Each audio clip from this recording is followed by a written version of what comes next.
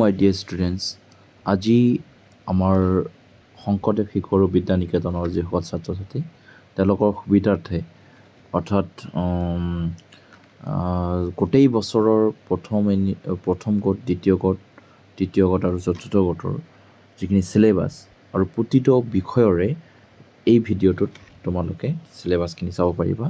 গতিকে দেৰি নকৰাকৈ 2026 আৰু 27 শিক্ষাবৰ্ষৰ যিখিনি চিলেবাছ ষষ্ঠ শ্ৰেণীৰ শংকৰদেৱ শিশু আৰু বিদ্যা নিকেতনত পঢ়ি থকা ছাত্ৰ ছাত্ৰীসকলৰ সুবিধাৰ্থে মই এই ভিডিঅ'টো প্ৰস্তুত কৰিবলৈ ওলাইছোঁ।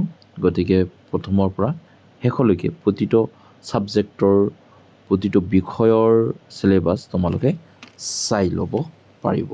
গতিকে দেৰি নকৰাকৈ মই আৰম্ভ কৰিছোঁ। ষষ্ঠ শ্ৰেণীৰ আজি প্ৰথম যিটো ছাবজেক্ট অসমীয়া, এই অসমীয়াৰ আমি এককবিলাক আমি আলোচনা কৰিছোঁ। প্ৰথম একক বা প্ৰথম গোট যিটো হ'ব এইকেইটা পাঠৰ ভিতৰতে হ'ব, তোমালোকে চাই ল'বা। দ্বিতীয় গোটত হ'ব এইকেইটা পাঠ, ইয়াত যিহেতু উল্লেখ কৰাই আছে দ্বিতীয় বুলি, গতিকে দ্বিতীয় বুলি উল্লেখ কৰা আছে, অৰ্থাৎ এইকেইটা পাঠ থাকিব দ্বিতীয় গোটত। ঠিক আছে। আৰু যদি অতিৰিক্ত পাঠ থাকে ছেপ্টেম্বৰ মাহলৈকে, আমাৰ সেই অতিৰিক্ত পাঠখিনি আমাৰ দ্বিতীয় গোটৰ পিছত, অৰ্থাৎ এই অতিৰিক্ত পাঠখিনিলৈকে আমাৰ কি থাকিব, 6 মাহিলী পৰীক্ষাত, অৰ্থাৎ ছেপ্টেম্বৰ মাহলৈকে আৰম্ভ কৰি পিনে এপ্ৰিলৰ পৰা ছেপ্টেম্বৰ মাহলৈকে যিখিনি পাঠ আছে এইখিনি থাকিব তোমালোকৰ 6 মাহিলী পৰীক্ষাৰ কাৰণে। গতিকে এবাৰ ভালকৈ চাই ল'ব কোনটো কোনটো পাঠ আছে। তাৰপিছত আহিছোঁ, যেতিয়া 6 মাহিলী পৰীক্ষাৰ ছেপ্টেম্বৰ মাহলৈকে যিকেইটা পাঠ আছে এইকেইটা হোৱাৰ পিছত, অৰ্থাৎ তোমালোকে আগতীয়াকৈ প্ৰস্তুত চলোৱাৰ কাৰণে তোমালোকে এই চিলেবাছটো ফ'ল' কৰিব। তৃতীয় গোট পৰীক্ষাৰ কাৰণে তোমালোকৰ এইকেইটা পাঠ থাকিব।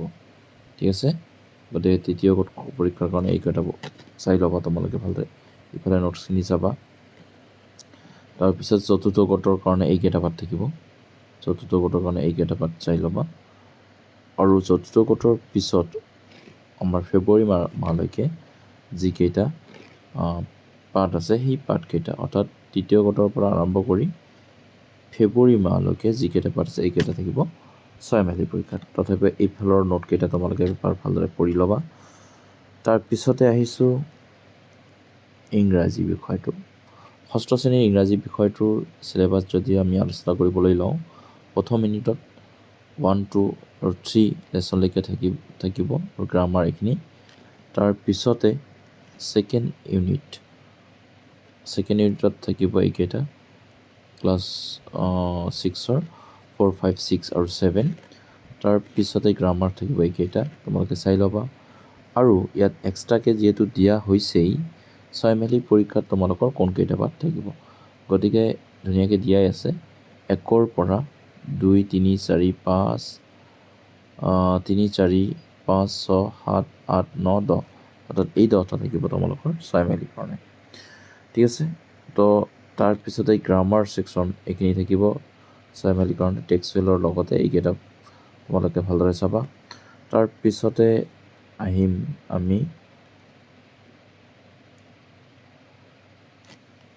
থাৰ্ড গোট, অৰ্থাৎ ছেপ্টেম্বৰ মাহলৈকে এইকেইটা তোমালোকৰ 6 মাহিলী পৰীক্ষাত থাকিলে।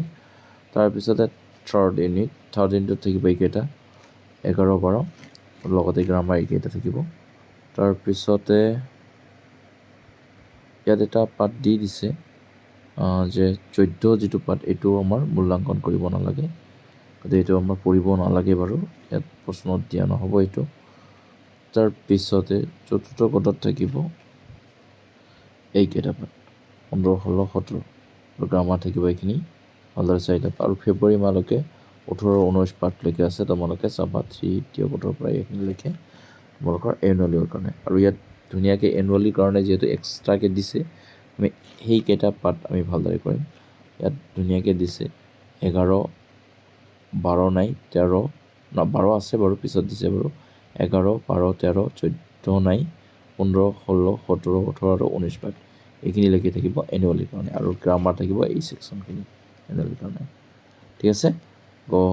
গতিকে আমি এইখিনি ইংৰাজীৰ কাৰণে ঠিক তেনেকৈ প্ৰতিটো ছাবজেক্টৰে তেনেধৰণে দিয়া আছে, তোমালোকে চাই ল'বা, এবাৰ স্ক্ৰীনশ্বট মাৰি ল'বা। মই গোটেইখিনি ডিছক্ৰাইব নকৰোঁ।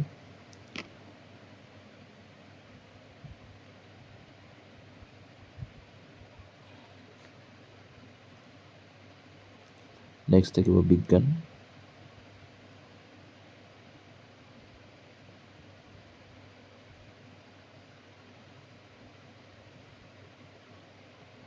সমাজ বিজ্ঞানৰ কাৰণে থাকিব এইকেইটা।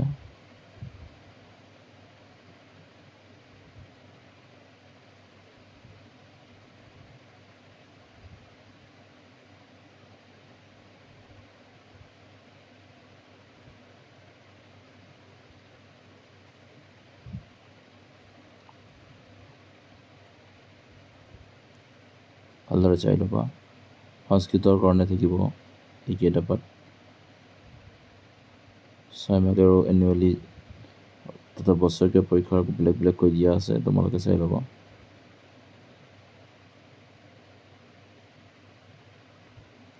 ধাতুৰূপ শব্দৰূপখিনি ভালদৰে চাই ল'বা।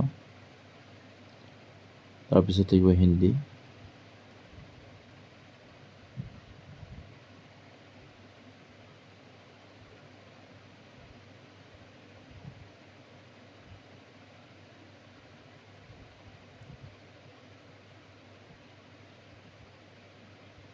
তাৰপিছত ছবি অঁকা আৰু হস্তকলা।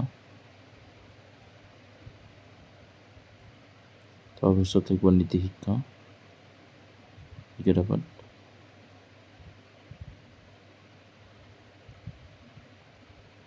তাৰপিছত সংগীত।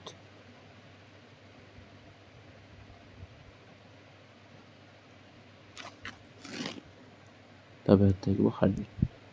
তো এইখিনিলৈকে আমাৰ চিলেবাছ কমপ্লিট হৈ গ'ল। তোমালোকে য়োগাখিনিও দিয়া হৈছে।